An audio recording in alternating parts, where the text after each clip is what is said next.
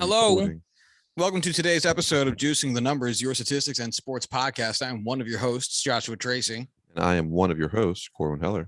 And we are both of your hosts, Josh and Corwin. And and it is Sunday, September 19th, 5:30 here on the East Coast. So the 1 o'clock games in the NFL have concluded. The 1 o'clock games in the MLB have concluded. So we are well on our way towards seeing how the playoff picture shakes out for MLB, specifically the AL East, as we closed our show talking about last episode, and getting a feel for what our respective teams might be in store for the course of this season for the NFL. So, Corwin, maybe we'll start there. Sure. All right. So your Steelers are currently sitting at 1-1. They are. Tell me, I didn't watch these games. What do you make of the Steelers? Because there's been a lot of discussion and discourse around the Steelers' big defensive contract given out this past very recently in the offseason and an aging Ben Roethlisberger. So lots of storylines there. Yes. What's been going on? Well, the defense is as we expected it would be. Pretty dominant, pretty locked down. Two pretty big injuries today. Tyson Alualu left with a lower leg injury. Haven't seen any timetable for him. And TJ Watt left the game with a groin injury. Left, I want to say, early in the second quarter, late in the first, after getting a sack, and just was out for the rest of the game. Went in for halftime, came out in street clothes. So that's terrifying, regardless of his recent signing. It doesn't really matter to me as much as I want him on the field. I don't care that we gave him a ton of money and he's not playing. I just want him on the field.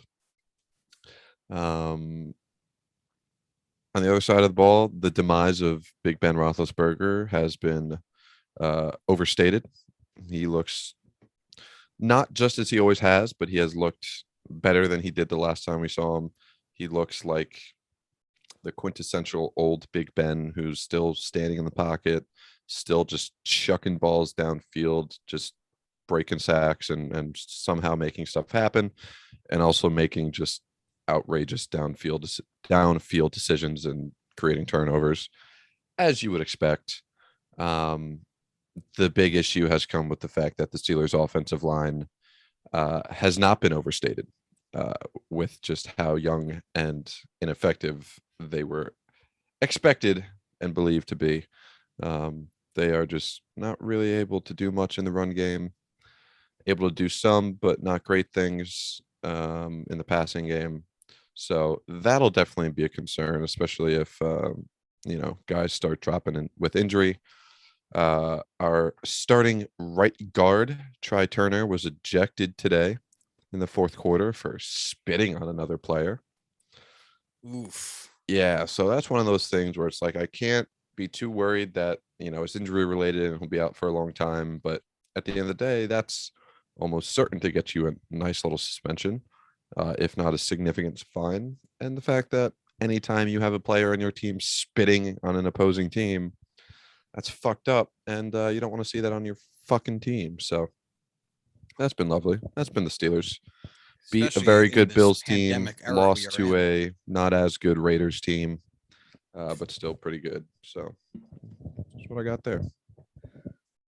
Yeah, it'll be interesting to see what the Bills turn out in their third game, just as a slight deviation, since they lost to you guys and then assaulted the Dolphins 35-0 today. Yes, which was terrifying, just because I thought granted, Tua leaving with an injury is always a cause for concern and a very good reason why they would be underperforming offensively today, but I kind of liked a breakout of the Dolphins offense, so that is not ideal. You know what tweet always bothers me every year? It's the early NFL week season tweet from, it's like Schefter, whoever, making a spectacle of like all the players that get injured. And it's like this week we saw, and then they'll list like 12 players get injured. Like, it's like wild that this many players got injured. And it's like, no, it's not. That's to be. It's awful, but it's like that's what we should. Like, it's not weird that they're getting hurt. Yeah. That's the sport. it's tragic that that's the sport. Like if that happened in MLB, that would be like, what the fuck is happening? Mhm. Like there was, I don't know, like six or some odd pitchers that got hurt in the beginning of the 2020 MLB season after there was like that delay because of COVID and it didn't start till like what was it, July or some shit. And Something. you know, Yeah. a handful of pitchers got hurt and everyone was, not nearly to the extent of the players that get number of players that get injured in the NFL. And people were like, oh shit, what's causing this? But no one ever digs deep into what's causing all these injuries in the NFL because we fucking know it's a brutal ass sport. And it feels almost like shock journalism to point out all the injuries. It's like, no, we fucking know. Like, here's 9 players that got hurt today. Also, it rained, and also water is still wet. Like, I mean, I get it. Be more meaningful with your analysis here, other than, oh wow, look at all these players that got hurt.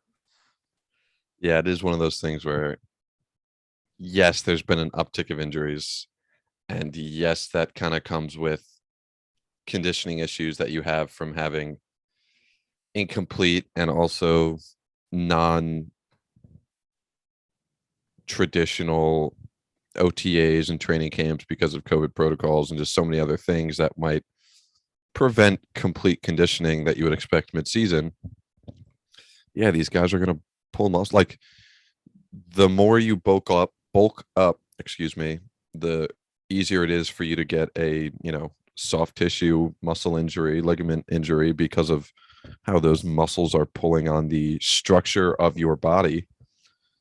We've seen studies on this. We've know that it's caused more injuries, and we keep, pushing the NFL towards these, super athletes and against, not against, but leaning back towards athleticism and away from technique. You're going to have more guys significantly pushing towards increasing muscle mass, increasing speed, things like that. And that's just going to lead to more soft tissue injuries. And that's kind of what we've been seeing over the last several years. And again, it's a combat sport. It's not like these guys are sprinters and are pulling hammies, running 40-yard dashes. It's like they're getting hurt when they're getting hit by 300-pound guys slamming into them like a car accident. So I agree with you. Yeah, it is kind of funny to see why is everyone getting hurt while 500-pound men are just colliding at full speed. But You'll see guys take hits like in games, and you think about it, like if I was that quarterback, if I was that running back or that wide receiver, getting just speared by an opposing defensive end or a linebacker or safety just coming across the field while I'm trying to catch a ball in midair, it's like, yeah, that would break me in half. My that's one of bones the would shatter. that's one of the things that I've definitely appreciated more as I have aged without doing a lot of physical activity. I'm going to put it that way because I'm not old, but I also don't do We're much. kind of old. Yeah. Like I slid the other week, trying to field a fly ball in softball, and this is slow pitch softball, but the ground was wet and I ate shit, and so it wasn't like a big eat shit. Like I didn't die, but like I came up and I was like, oh geez, that sucked. Like my left side like hurts. My hip hurts. Like that was not good at all. And even on the plays where like a wide receiver doesn't get knocked down, but like gets shoved and like does one of those tumbles and like slides forward 5 feet or whatever, and then just like springs up and jogs in. I'm like, how? Dude, I gently fell playing softball and almost died, and you are running full speed and like just getting back up. It is definitely something I'd be an appreciation for. I was crouching at work this week working on something, and the thing I was standing on slid out from under me and I fell on my ass maybe a foot and a half, maybe. And just falling on my ass on some concrete was like, I gotta sit out for a sec, guys. Oh, geez. Oh, that could have hurt. Oh, that's gonna be sore for a while. And it's like, oh man, I'm 24, like freshly 24. I shouldn't be 80 right now, but I am. It's one of those things where Yeah. like you see like adults, like older people in their 30s, like complaining about being sore and just waking up old one day. And it's like, ha, you're an old bum. That should never happen. That doesn't happen to me ever. And then you just wake up one day exactly like they say, and it just happens. And it's like, oh, okay. All I right. saw a tweet this week that was like, one day you didn't get a good night's sleep, and then you've been tired ever since.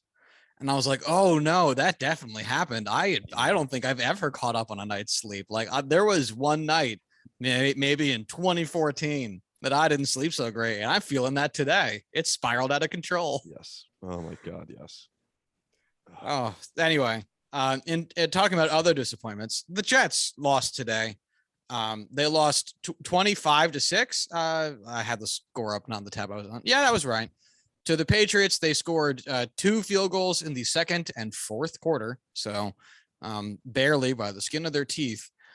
And Zach Wilson went 19 for 33 for 210 yards, no touchdowns, and 4 interceptions, good for a 37 quarterback rating.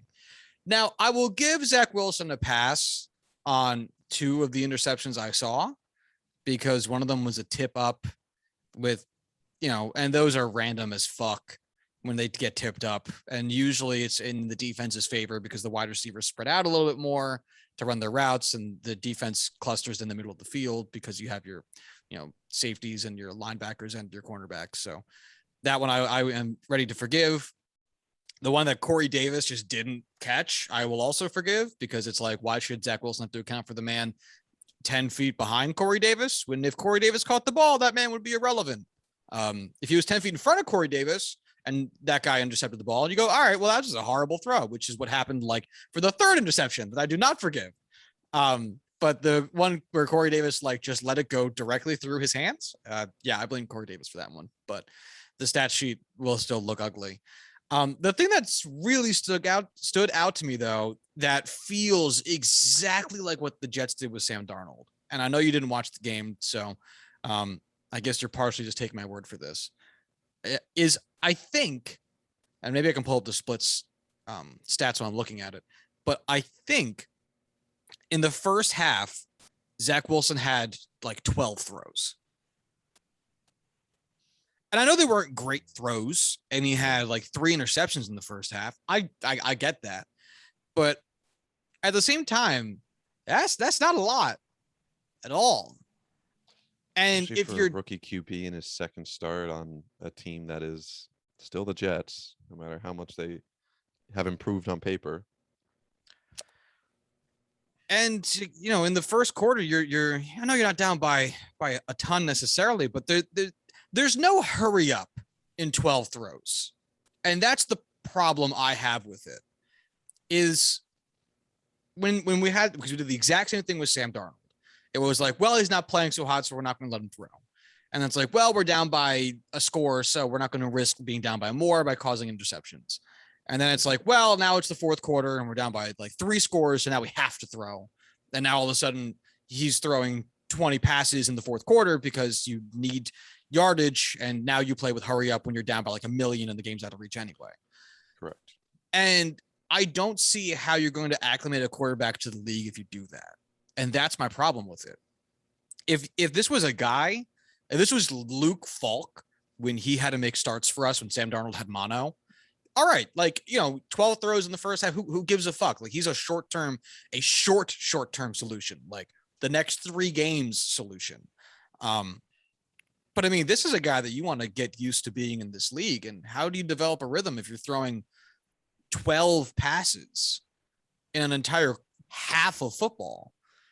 And when they're not even good, it feels very like stick and carrot in the worst type of way, where it's like, we know you're not playing well, so we're not going to let you play more, which it's like, you can't get a job unless you have 5 years experience, but you can't get the experience unless you get a job, but you can't get a job without 5 years. It's like this never ending loop of yes. Like, he's not playing well, so we're not going to play him, but he's not going to get better unless we give him more chances to pass, but we're not going to let him pass until he gets better. And it's like, just let him iron out, not in garbage time.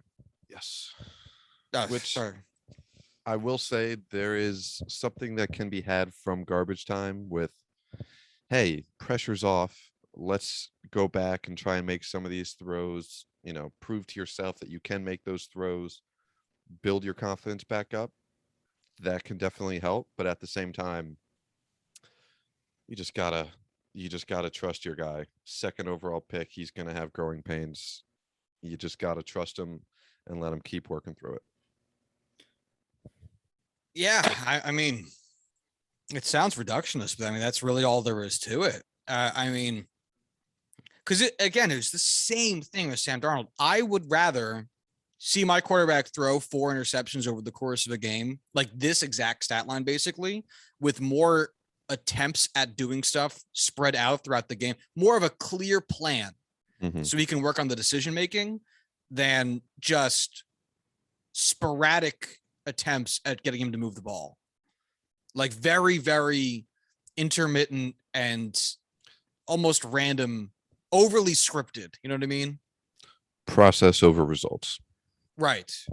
Because look, we're Jets fans, not you, but I mean like the royal we. Yeah. As Jets fans, we expect nothing. We expect absolutely nothing. You do not need to manage this game like you're the San Francisco 49ers and people are expecting you to win. We expect nothing. The fact that you didn't get into accidents on the way to the field is like enough, you know? And so the idea that like you had to manage this game as the coach in a way to like prevent too much damage or whatever, keep it close for a late game rally. No, you don't. Go out there and treat this game. Tell all your players we are out there to improve so that we can make a run at some point in the season so we can figure out our offense against real competition, not just in practice. We're going to do goofy. Like the fact that Bill Belichick let Mac Jones do a flea flicker. It was a snap to Mac Jones. He handed it off or passed it over to James White. I forget what the handoff situation was there. James White then passed it back to Mac Jones, who then passed it downfield for 19 yards. The fact that Bill Belichick, stodgy, old, hard-ass Bill Belichick, would do that for his rookie guy, but Zach Wilson has to deal with running on 1st and 10, every single 1st and 10, and then trying to force passes later on is ridiculous. Let the kid have fun. Not even have fun, but again, put him in situations to succeed. Like running the ball on 1st down. Guess what? Best case scenario, you run for 5 yards. Okay. 2nd and short, you can do anything. Okay. Whatever happens, 3rd and short, 3rd and long, whatever. You got a 1st down. Great. Worst case scenario is also the most likely scenario where you have a short run where it's now 2nd and long and you have to throw it. It's just one of these things that we've seen just get pointed out more and more. Warren Sharp is huge on Twitter about this and how success rate for teams that pass on 1st down versus running it on 1st down is just like the numbers are there. It's like baseball where it's like it's not nearly as one-to-one that baseball is, but it's such a clear pattern and such a clear correlation and relationship. It's ridiculous that you wouldn't at this point. You can't do it every down, or you can't do it every, 1st down. You can't, because that becomes super predictable. At the same time, if you're actively doing something that's less likely to succeed over and over and over again, guess what? Rule of numbers. I don't know the actual name of that rule.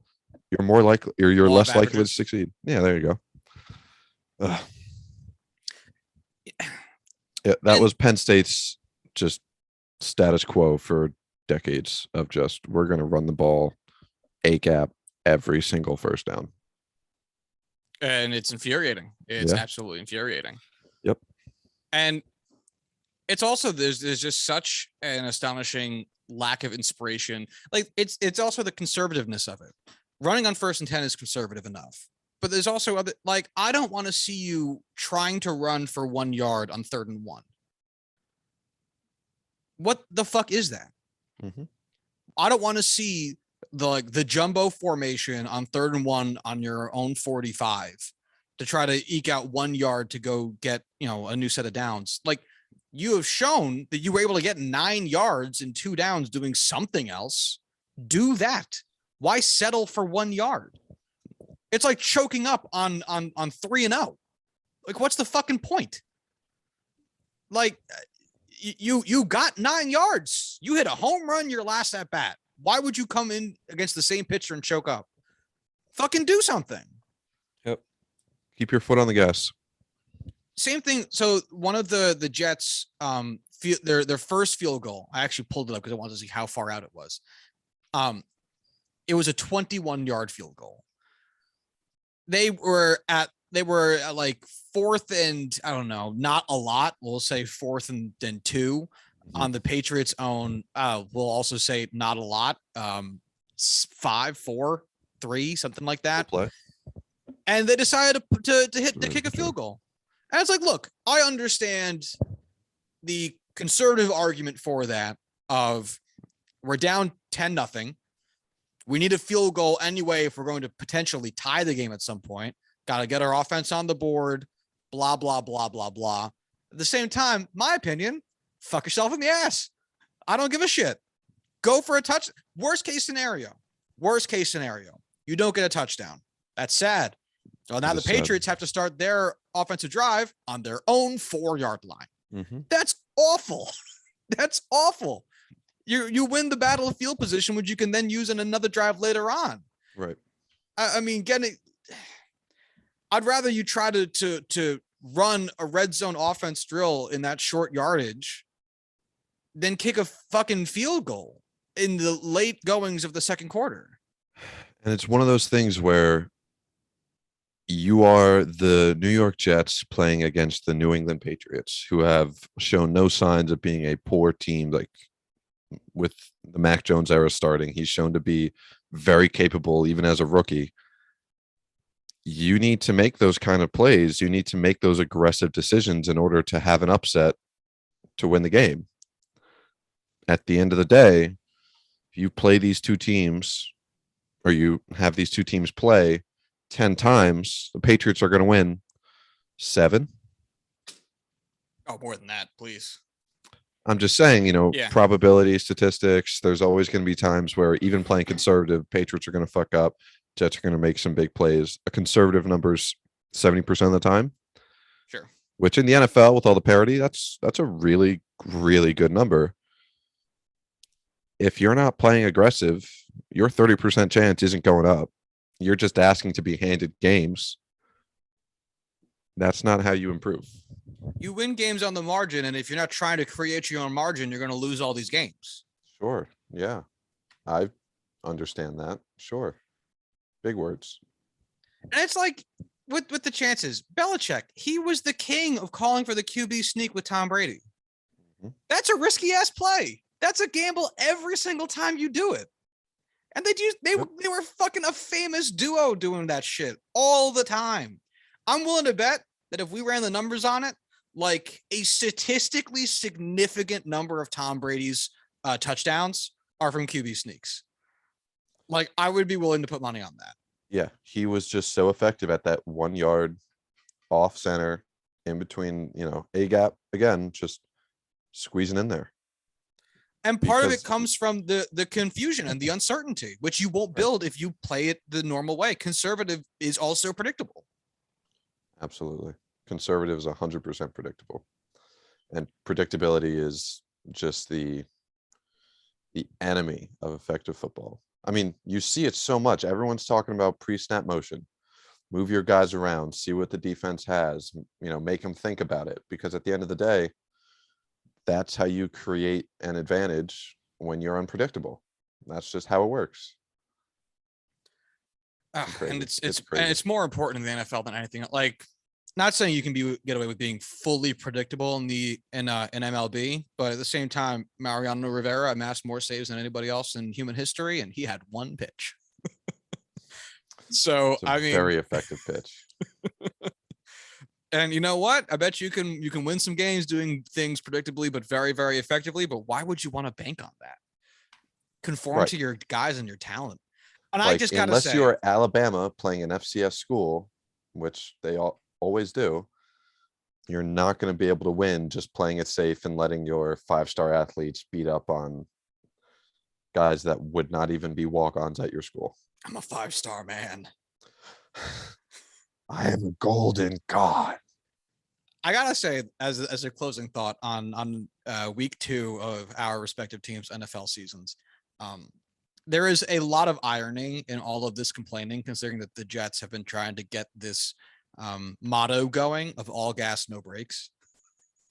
And they have had the most lukewarm coaching, the most I'm not sure coaching I've ever. I mean, Mhm. this is basically Adam Gase so far. This is the exact same way that he ran these games, and if that man wasn't halfway on the brake pedal while driving, I don't know who was.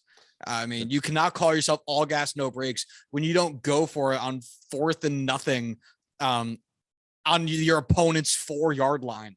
That is literally breaks. Like, oh God. Thankfully, the Steelers' offense is only predictable in that they do exactly what they always do, which is perform just well enough to kind of stay in it, but never well enough to really put it away. Which, hey, Steelers football.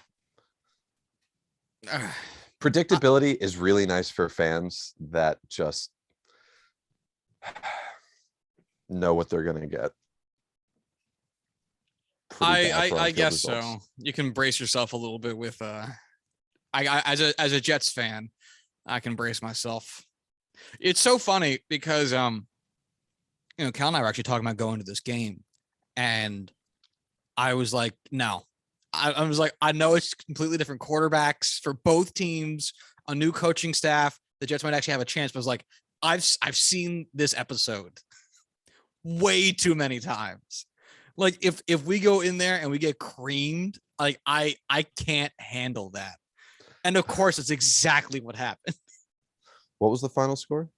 25-6. Yep. That's how that happens. Yep. Yeah, just ugly, ugly, ugly. I kind of, just to transition to another game I watched this weekend, that's kind of a thought I had with the Penn State Auburn game, the whiteout this weekend, which I was lucky enough to get tickets to. You're Actually, fortunate, man. it was my first game as an alumni. Oh First time going shit, to a was Penn it State game. really? Yeah, not as a student. Yeah, I mean, wow. I've been there as a non-student prior, but now as an alumni, it's my first game. And it was one of those things where it's like, yeah, Penn State's a top 10 team. Auburn's, 22, I think they were. By all means, we should win. Great defense, good enough offense, good new offensive coordinator. And it's like watching the teams take the field. It was like, oh, Auburn is a massive team from the SEC. This could be an awful experience. Like we have a hard enough time really closing out games against, Big Ten teams, SEC. They have their reputation for a reason. But hey, it worked out. It was a really great game. I guess we can go into it a little bit. Kind of the one thing I wanted to talk about with the Penn State whiteout is it was so abundantly clear what a crowded, energetic stadium full of fans can do for a team, regardless of the performance on the field. There was one clear play where the Auburn Tigers were in the red zone driving. Penn State's defense really couldn't stop the run. And there is a fumble on the sideline that resulted in like an 80-yard return for a touchdown by one of our cornerbacks. Just ball popped out right into his hands and just stormed down the field to extend the lead to what would be a likely incredibly difficult cliff for Auburn to climb. And the crowd went wild. I mean, it's a whiteout atmosphere. It's the best atmosphere in all of college football, for a whiteout game at night against, a major opponent like Auburn. And the crowd just went ballistic, as loud as I've ever seen them. And the play ended up getting called back. The guy was down, took the points off the board. It was like a 2-3 minute review. They assuredly got it right. We saw the replay. It was fairly clear that he was down. It's not like it was a wild call. And at the end of the day, as even though there was absolutely no change from what you would expect from that play, the guy going down, no return whatsoever. But the fact that we saw that return, and regardless of its effect on the end of the game, the crowd was so energetic for the rest of that drive, completely halted Auburn in their tracks. Completely halted them. I think they walked away without a single point, ended up, going forward on 4th down at like the 2-yard line and just couldn't convert. And it was 100% because of the atmosphere and the energy that the stadium brought, because Penn State could not stop them leading up to that. And it's one of those things where you have a game in Cleveland 5 years ago. You have a game in Miami 3-4 years ago. You have a game in San Diego when they were playing that soccer stadium and could barely get 20,000 people to show up. There's nothing that kind of builds momentum for you in those kind of situations. There's nothing kind of juicing up that home team. Whereas you go to Seattle, you go to Kansas City, you're in Foxborough in December, the energy that those crowds bring, it has a major effect on these games. And I think that's something that people talk about, but when we talk about the game itself, it's not really something that's factored in. Like you always hear about, oh, how loud Seattle is, how, crazy that atmosphere is, how loud it gets in Kansas City, the effect fans have in Philadelphia or Foxborough or Pittsburgh and all these places that have just well-known fan bases. You get talked about, but when we're talking and breaking down the game afterwards, that's not really something anyone ever discusses. And I feel like it should be. I mean, the whiteout last year or 2 years ago, 2 years ago against Michigan, the first play of the game, Michigan had to call it, got flagged or had to call a timeout because they couldn't snap the ball because their center could not hear the quarterback in the shotgun calling for the play, calling for the snap. It has a major impact, and it's unbelievable to see in person. I think that drives at one of the underlying conversations around the idea of stuff like clutch or whatever, because it's often like, and you hear this with baseball all the time. And you hear it with other sports too. They play better at home. Everyone seems to hit better at home in baseball. Everyone seems to pitch better at home in baseball. Your favorite NFL team usually wins a few more games at home than they do on the road. And obviously the road lack of performance for a lot of teams can come down to Rockies. Can come down to, the players had a shitty flight or it's a break in routine or whatever. But I mean, that's also part of what makes, it's the part of the off the field stuff that makes your home success. And, the idea that being home allows you to feel more comfortable, I'm sure, is one thing. To have your routine be the way you want it, or to perhaps say play in front of your fans and feed off that energy.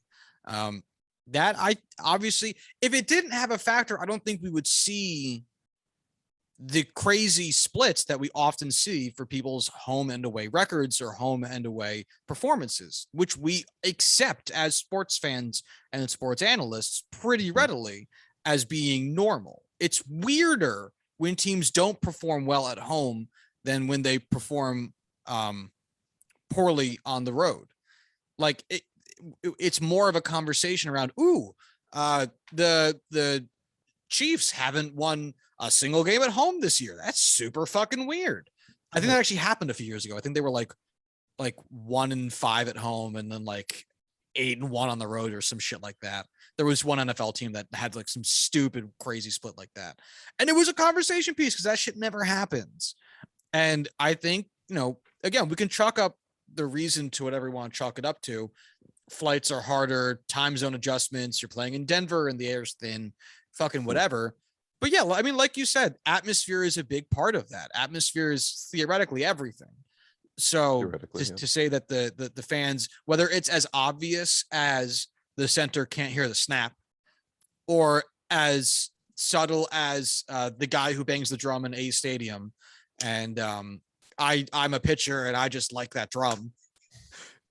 Like it doesn't fucking matter really. What matters is that those are your fans contributing to you in some type of way.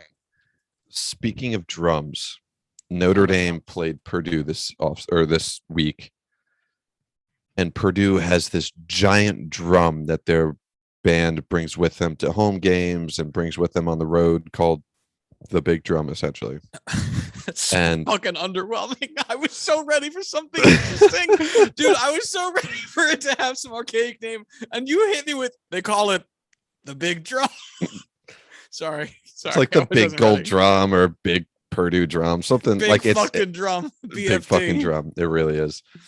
And geez. Notre Dame was like, you can't bring that in the stadium in our main tunnel, even though it won't fit in the visitor tunnel. It was just too big to fit into the visitor tunnel to bring onto the field. And Notre Dame's main tunnel that their team goes out of, plenty big. And they were like, yeah, sorry, can't use our tunnel. Nope, not going to work. And so they just had the drum outside the stadium that they were just beating on all game. And supposedly there is regulations on opposing teams and home teams even about when you can hit the drum, when you can play music, things like that inside the stadium, because it can be a distraction. Obviously inside the stadium. Inside the stadium, not an issue outside the stadium. Although I'm sure for certain reasons they weren't just bashing the shit out of it. That could lead to some actual problems down the road, because the NCAA is, known for such a thing. But really funny storyline. That is amazing. I love that. Everyone was expecting a curse or, blowback, like, oh, Notre Dame's fucked because they're going to get cursed by this big fucking drum, and then just fucking walloped them. So didn't matter. Curse of the BFD. Curse of the BFD. All right. So we talk about some baseball stuff, I suppose. So it got brief mention at the end of last episode, and we thought we'd bring it up at the beginning, not the beginning, but the beginning of baseball discussion in this one, because we do not always forget the things we mean to address later in future episodes. This is an instance where we have remembered one. And where Josh has remembered one. I'm giving mutual credit for this. Sure. And that is that the topic of, if Vlad Guerrero Jr. were to earn a Triple Crown, would that affect the MVP voting? Now, for anyone who does not recall, and we touched on it very briefly, but I wanted to look at it a little bit more today since we have some time. And for anyone who does not recall, the Triple Crown is when you lead your league in batting average, home runs, and RBIs. Now, as it stands today, and as it stood when we last talked about this, just the other fucking day, Vlad Guerrero Jr. does currently lead in 2 out of 3 of those categories. He does currently lead in batting average, and he currently leads in home runs. He only doesn't lead in RBIs. So I guess we'll start with the just off the jump take on this. Corwin, what would that change? Because, I think both of us are pretty in line with the Shohei Ohtani is going to be the MVP. He was the presumptive MVP since, fucking June. So this is all the rest of the season is a formality. But what do you think of this general argument? Well, just for reference, how far down or how far behind is he in RBIs? Yes, thank you. Words. I'm so glad you asked, because I just finished pulling that leaderboard up. He is 9 back of Salvador Perez. So he's currently tied with Rafael Devers with 104. He just needs to pass teammate Teoscar Hernandez with 106. The Chicago White Sox's Jose Abreu with 111. And then the Kansas City Royals' Salvador Perez with 113. So 9 back as of yesterday. These scores do not reflect, these totals do not reflect today's game, Sunday's games. Right. So that's a lot. That's not nothing. What would you bank on? Would you bank on Vlad getting only 9 more RBIs or getting 9 more home runs? Which I know is the same thing, but when you think about it in home runs, it somehow feels more possible. On one hand, touche. On the other hand, that's tough. Because no, it's got to be RBIs, right? Like it has to be. I can't expect him to In the have real 9 world, yeah. solo home runs, right? Like, yeah, I could absolutely see him hit 5 solo home runs, sure, or 9 Uh, solo home runs, sure. he did get another home run, another RBI today. So that's something. So That's now 8. it should be 105 now. Which, granted, I don't know how the other guys are doing, but Teoscar Hernandez didn't get. Well, it's really just Salvador Perez. So do you think the Blue Jays, if there's a chance they lock up the wild card, would just sit Teoscar Hernandez to try and get Vladdy an easier shot at Perez Triple got Crown? none. So he's only 8 back. No, if anything, what I would imagine that the Blue Jays would do something akin to what the Marlins did for Giancarlo Stanton when he was chasing 60 home runs. Because what the Marlins did, if I recall correctly, in that 2017 season, he was batting like third or something in the lineup, so that theoretically a halfway decent Marlins offense would have runners on base for him to hit home runs. And then when it got to the last like 2-ish weeks of the season or so, they actually started batting him leadoff so that he would get a few more plate appearances to potentially hit another home run to get to 60. And I could see maybe the Blue Jays doing something like, Guerrero already bats third in their lineup. I was going to say maybe bumping him down in the lineup to potentially get more runners on for him. Maybe they could switch him and Bichette so that he's batting fourth, but Makes that'd be sense to me. That'd be the most that they could. Like, they're not going to tell Teoscar Hernandez to stop hitting. Right, but if they move him to lead off, move him down to 4, that's not necessarily affecting the team's ability to perform all that much. But at the end of the day, that's still going to be a statistical increase in their chances to get him the Triple Crown. Oh yeah, that statistical increase. Oh baby. Ooh yeah. Overall production does not dip on the whole. Oh, I hate it. I hate that so much. The law of averages means it's all okay. Oh, base hits in the fourth don't mean anything other different than the base hits in the second. All right. I hate All you. right. So I agree. I don't think it matters. And if we look at what a Triple Crown is, winning a batting title, having the highest batting average, right? Is nice. It doesn't really mean anything. Right. Case in point, DJ LeMahieu last few years, or a few years ago. He has improved greatly, but immediately after winning the batting title, it wasn't like he was a superstar. Right. And let's just see. Wow, can you believe Nick Castellanos has one of the highest, is a top 10 batting average in the season? I don't know. It's fine that he is. I just didn't realize he was that high up. I remember him being high. I don't remember him being still this high. Anyway, that's not what I was looking for. I was looking for Tim Anderson, who won a batting title a few years ago. Yeah, so he won a batting title with a 128 OPS plus, and the 128 OPS plus is really solid. Like, that's a really good OPS plus, especially coming from a shortstop.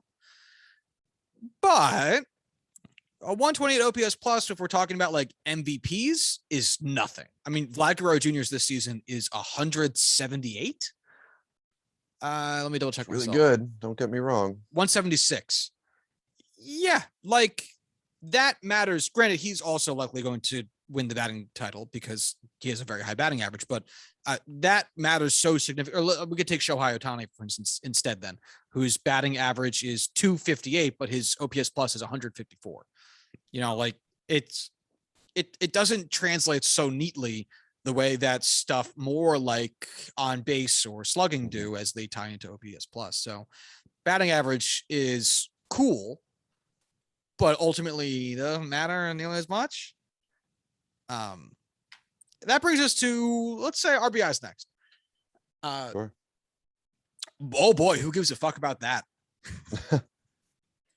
Correct. I mean, so you're basically, if you care about RBIs, you're saying that Ricky Henderson's career is useless. Which it is. Not really. Boom, hot take. Because he was a leadoff hitter his entire fucking career, and leadoff hitters don't get RBIs as at least as at as high of a rate as others do, because they don't. Their first at bat of the game has nobody fucking on, guaranteed, locked in. What? Like, what do you think Ricky Henderson's high watermark for RBIs in a single season is? 95. So for reference, Vlad Guerrero this season is at 104. I'll say 95. That would be 20 too many. 74. Wow. How many runs did he have that season? He led all of baseball with 130. Nearly reference, double his RBI. Wow. For reference, Vlad Guerrero this season leads all of baseball with 118. So he also still has a lot. But yeah. Yeah. Like, so Ricky Henderson's MVP season, which I honestly can't believe there's only one, but there is.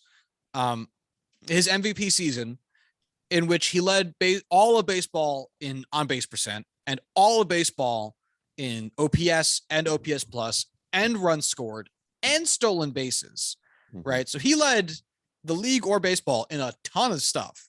In pretty much everything. He had 61 RBIs. That's it. That'll be half of whoever has the most RBIs this season. And you know what? Ricky Henderson had a damn good career. And that was a phenomenal fucking year for him, 1990. And that 1990 season will probably be better. I'm not going to say for certain, but it's likely to be better at 9.9 WAR. Holy fuck. Jesus, that'll be all right. So I can lock it in. That will definitely be a better season than anybody who takes the RBI crown this season, probably including Vlad. Yeah. I mean, unless Vlad changes the fact that he was playing center field all year, or changing to the fact that he was playing center field all year at a really crazy rate, there's no way he can touch 9.9. Yeah. So I think, Corwin, we could say RBIs, who gives a fuck? RBIs, who gives a fuck? What would be a better number that you would, you know what I want? Yeah, no, let's answer that in just a moment. Okay.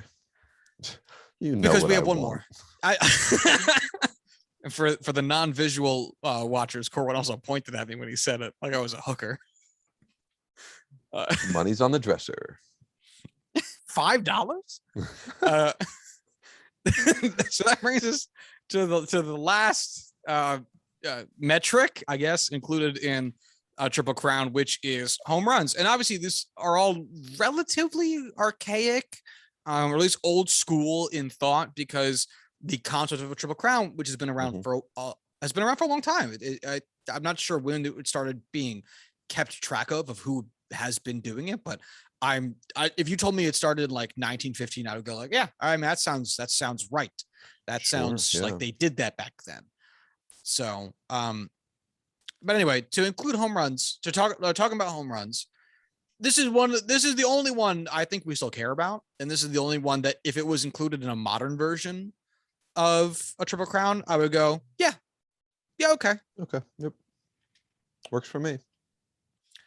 It's a counting stat, so it'll obviously go towards, whoever has a combination of the ability to hit home runs and the longevity of playing a full season. So it doesn't quite work the same way as like a batting average, which again isn't great, but isn't currently included because you have to qualify. You have to be a qualified hitter. But at the same time, to lead in home runs, you'd have to play such a significant number of your team's games that you'll probably meet the threshold of a qualified hitter anyway. So it doesn't matter.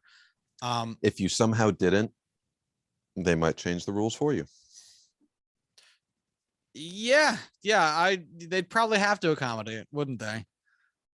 I wonder what the most home runs is in under 100 games played, or in the fewest games played. Is there a way for us to find this out? Yeah, I think so. All right, all right. So how many games should I put in? Should I put in Um, here? 80 games, let's say half a season. No, not greater than or equal to. Less than or equal to. Ooh, Yes. yeah. All right. It's a thinking. Giancarlo Stanton in 2015. How many? 27 in 74 games. Wow. Okay. I Which wasn't actually expecting. is less impressive than Matt Olson in 2017 hitting 24 in 59 games. Wow. That is fucking stupid.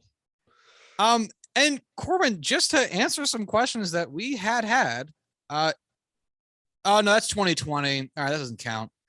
Okay. I was gonna say Luke Voigt. I saw a leads led the league thing, but it was 2020. So that's not Mm, that's not the same, man. that's just like your opinion, man. Yeah. But 27, that's a lot. That's a fucking lot. Yes, it is. You got me there. I'm actually gonna change the games played to 100 just to see what changes. Let's see. Oh, I fucked it up. I fucked it all up. Oh god. Oh no. Oh no. Oh, I love that.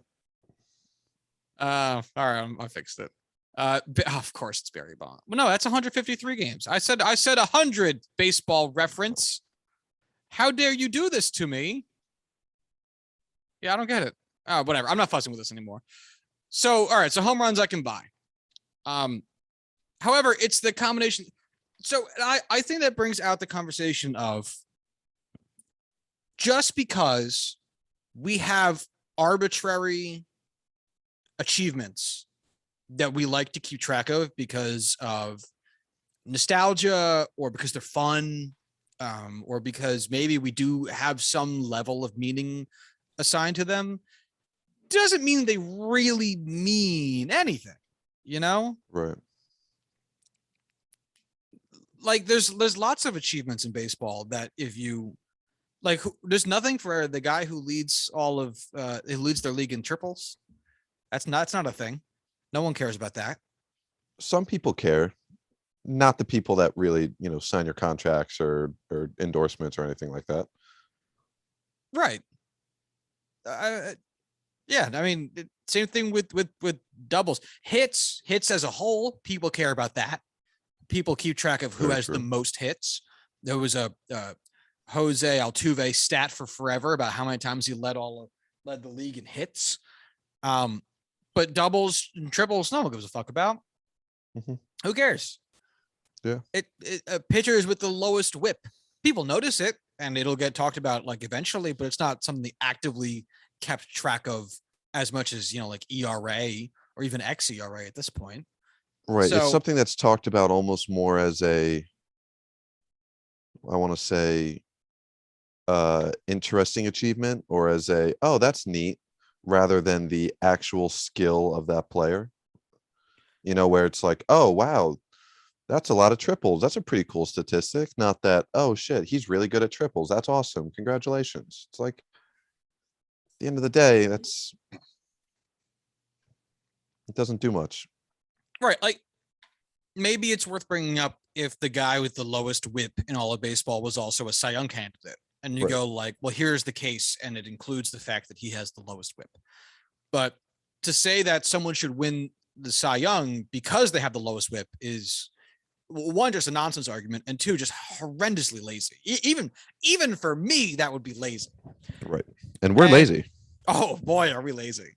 And I think that's also what comes, part and parcel with this conversation is if you were to say that Vlad Guerrero Jr. deserves the MVP, should he win the Triple Crown?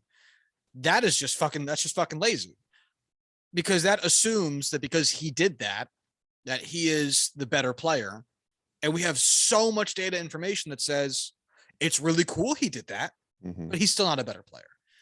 Right. Like you have a guy who's doing so much more with what you would want from an individual player that I don't know how you can really argue that one is like it's really cool that he did that. It takes so much talent to be able to do that. It takes a very lower amount of talent, very lower, much less talent to do that, despite it being an outrageous amount of talent, than to also lead all of MLB in home runs or your league in home runs or be near that league level in home runs and also be an ace level pitcher. Like that is just so astronomically high in talent level that it just cannot come close. Right. And it feels like that because there's not a name for that, like a title we can assign to it, that maybe people don't grasp it. Like there's a regal around the Triple Crown. You know, there's a weightiness to it. Whereas you have to say every time you talk about Shohei Ohtani, you have to be like, and it hasn't been done for 100 years. And I think the wordiness, the fact it's not a title, maybe is what make people go, who fucking cares, man? 100 years ago, people couldn't fly. We fly now. And it's like, you're right, kind of, but not enough. And boy, is that not a good argument. And maybe if we had a name for what Shohei Ohtani did, and it'll probably be like the Shohei Ohtani after this or some shit like that. Mm-hmm. People would get it, but people don't be getting it. It's just, it's so crazy how hard that shit is. It doesn't make any fucking sense. Like, I don't get why you would ever even think you could compare the two when one is something that people do. Don't get me wrong, people have done it, very few people. And the other thing no one's done in any of our lifetimes, literally ever. But that's what happens. And I know. So it's worth, I think, the conversation, not necessarily because I think either of our minds would possibly be changed by this. I mean, Shohei Ohtani is going to win the MVP. That is a good thing for baseball and for everyone who likes baseball. Mm-hmm. He has a full 1.2 WAR more than Vlad Guerrero Jr. That is not going to change in any significant way until the season ends. Mm-hmm. But I think it's an interesting enough conversation around why do we care about these things. And because that's the thing, when I hear that like a player on my team is going for a batting title, I am watching for that now. Like Right. when DJ LeMahieu was going up against Tim Anderson for the batting title, or like it was just them and then 50 feet of crap and then whoever was next. Right. I was keeping track of like, did Tim Anderson get a hit today? And I was watching DJ LeMahieu's at bats. Like, I care about batting average for the next like 2 months because I want a player on my team to have this. Which shouldn't be that crazy of a thing as a fan. Right. But we're fans. Yeah. Like if someone on the Orioles is going for it, I'd probably go, ooh, that's nifty. And then I wouldn't give a shit. Exactly. But it was a guy on my team. So it's like, yeah, I'm going to root for that. But if he doesn't get it, which DJ LeMahieu didn't that year, that Tim Anderson did, then I wasn't like, fuck, he's useless. Mm-hmm. Couldn't win a batting title. Dumb bitch. And turns out he was just useless, but just 2 years later. Touche. So it's, again, like if it wasn't for the fact that we have these discussions because we have a podcast where we discuss this, I think I'd have the same feeling of it's really cool if, the guy who is a pitcher is leading MLB in home runs, or it's really cool that a guy won a triple crown at 22 years old. I would love to see that. That'd be cool to see. I'm not going to watch every game because of it. Like, it's not going to affect my watching of the game. No, I'll probably. Yeah, if Fernando Tatis was doing it, sure. But true. Yeah, like Yeah. I'm not going to start checking the MLB app to see if Vlad Guerrero gets RBIs the way I did today, just to like kind of see. Right. I'm not going to keep doing that. No. There's nothing in that for me, and there shouldn't be. Hmm. Wholeheartedly agree. So I am just looking through to see when the last time was, if it had ever happened, a player had won the Triple Crown and not won MVP. And so far, I'm back to 1942, which actually I guess is the year. Okay, I found it. So the last time that an MLB player won a Triple Crown and didn't win MVP was 1942. Wow. Pre-World War One, two, Nope, you had it right the first time. So Ted 1941. Williams in 1942 led all of baseball in runs scored, home runs, RBIs, walks, on base percent, slugging, OPS plus, and total bases, and then also led only the AL in batting average. But his batting average of 356, go fuck yourself. His RBIs of 137 and his home runs of 36. That was the Triple Crown. He finished second in MVP voting. Who did he lose MVP to? Corwin, would you have any guess who beat out Ted Williams for MVP in 1942? Joe DiMaggio. That is a good guess. Joe DiMaggio Really? did win MVP in 47, but no, it was not handsome Joe DiMaggio. Who was it? It was a different Yankee. Really? Yeah, Joe Gordon. Famous. Never heard of him before in my life. Good old Joe Gordon. What? It's wild that I don't know Joe Gordon by offhand either. And he has 1, 2, 3, 4, 5 top 10 MVP finishes, including winning one of them. Is in the Hall of Fame. It was a 9-time All-Star and won 5 World Series. And I don't think that's a factor of Joe Morgan. I think that, or Joe Gordon. I already got his name wrong. I don't think that's a matter of Joe Gordon not being memorable. I think it's the fact of like how ridiculously stacked these eras of Yankees teams were that you're going to lose a guy like Joe Gordon in the shuffle. But anyway, yeah. So I'm looking at these numbers, my friend, and I don't understand. Ted Williams got shafted. Really? Yeah, so the only 2 things that Joe Gordon led baseball in, or led his league in that season, were striking out the most and grounding into double plays the most. And those were 2 very bad things to lead your league in, and those led him to an MVP. He was a good player that year. His slash line was 322, 409, 491. That's a 900 OPS and a 155 OPS plus, which was the highest of his career.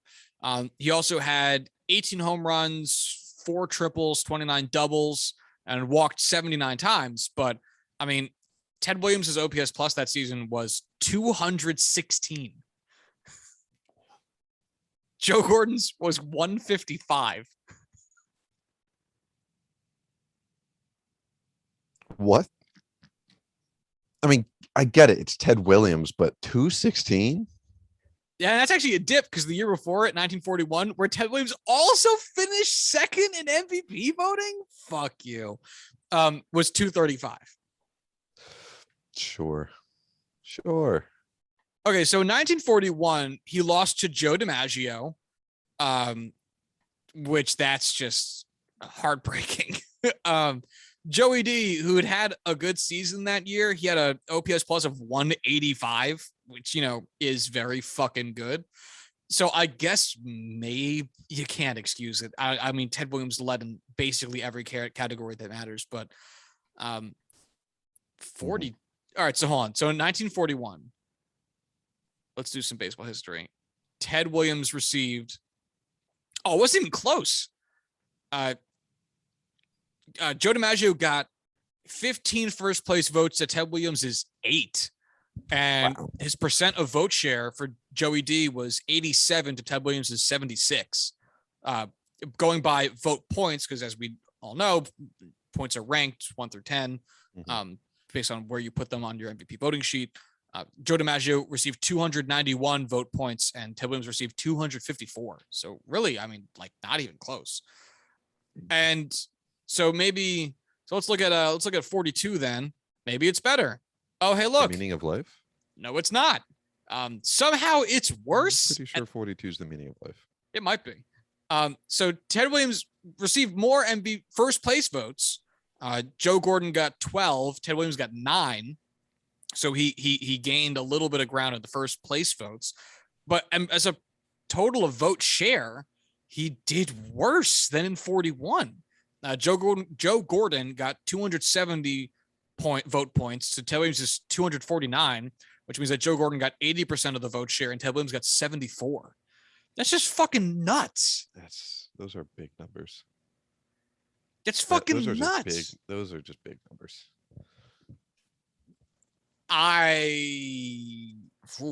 I mean, Ted Williams got fucking shafted, man. Wow. But anyway, so I guess that would be the last time that this would have happened if Vlad Guerrero wins the Triple Crown and does not win MVP. That it'll be the first time since 1942, and everyone can be angry. And this has happened actually several times in the show where we have been like, "Hey, when's the last time this thing happened?" And we looked it up, and then like Jeff Passan or somebody released an article about it like 3 days after the episode came out. And I guarantee you, locking it in now, that if this happens sometime afterwards, there will be an article being like, was Ted Williams robbed of an MVP in 1942 when he won a Triple Crown and didn't win MVP? And this podcast will have had it first, folks. Right here. If this happens, you call your shot, you hit the home run. Can we tweet at Jeff Passan and be like, why do you listen to our show and then steal our content? Get really angry at the best Twitter baseball writer of, all of Twitter. Oh, man. That'd be pretty funny. Let's do it. But all right. There was more talk. The Yankees are probably going to miss the playoffs, so we figured we'd talk about that. But we're running a little bit long. Corwin and I have other things to do. There's more NFL games to watch, and life must go on. So we're probably going to get to those things. So we'll save the Yankees' demise for probably our midweek episode when one would assume that they have lost more games and somehow put themselves even farther out of a playoff spot. But I was just going to say, I don't think the narrative will change much in the next 2-3 days. Yeah, I wouldn't think so either, but I guess we will find out. So stay tuned, y'all. But in the meantime, if you'd like to follow the show, you can do so at Juicing Pod. If you'd like to follow Corwin on Twitter, you can do so at Corwin Heller. And if you'd like to follow myself on Twitter, you can do so at Joshua D. Tracy. If you'd like to send emails to the show, you can do so at juicingthenumbers@gmail.com. And until Thursday, y'all have a good one. Bye.